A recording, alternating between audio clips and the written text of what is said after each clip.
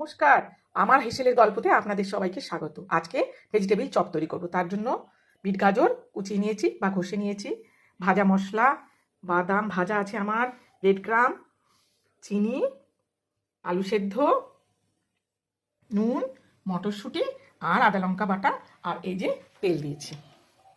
তেলে এবারে আদা লঙ্কা বাটাটা দিয়ে দেবো। তেলে আমি 5 ফোড়ন দিয়েছি, ফোড়নে আর একটু এবারে হলুদ দেবো, আর আদা কাঁচা লঙ্কা দিয়েছি, এটা দিয়ে একটু কষে নেবো। আদা কাঁচা লঙ্কাটা হয়ে গেছে, এবারে বিট গাজর দিয়ে দেবো, মটরশুঁটিটা দিয়ে দেবো, একটু নুন দিয়ে দেবো, দিয়ে চাপা দিয়ে দেবো। নুন দিলে বিট গাজরে যে জল বেরোবে তাতে এটা সেদ্ধ হয়ে যাবে। আমি এই যে চপের আকারে করে নিয়েছি, ভেজিটেবিল চপের আকারে। এবারে এটাকে ময়দা আমি একবার করে কোট করব, এইভাবে একবার ময়দায় কোট করে নেব। আর একটা করে দেখাচ্ছি, এইভাবে করে সব এই যে হাফ হাফ কর্নফ্লাওয়ার আর ময়দা গুলেছি। এবারে আমি চপগুলো এই কর্নফ্লাওয়ারে ডুবিয়ে তারপরে ব্রেড ক্রাম্বে দেবো। এইভাবে তৈরি করে নেব।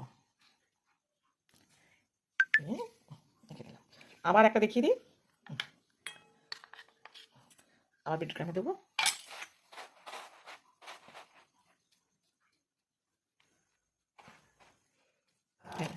এইভাবে সব তৈরি করে নেবো, দিয়ে তারপরে ভাজবো।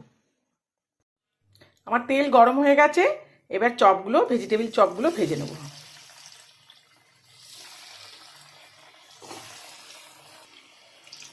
চপগুলো আমার হয়ে গেছে, এবারে তুলে নেব। ভেজিটেবিল চপ আমার হয়ে গেছে, এবার খেয়ে নিতে হবে। আপনারা তো এটা খেতে পাবেন না, আপনারা তৈরি করে খাবেন, আর আমি এটা এখন খাবো।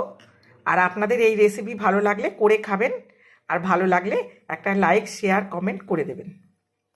আজ তাহলে আসি, টাটা, নতুন ভিডিওতে দেখা হবে।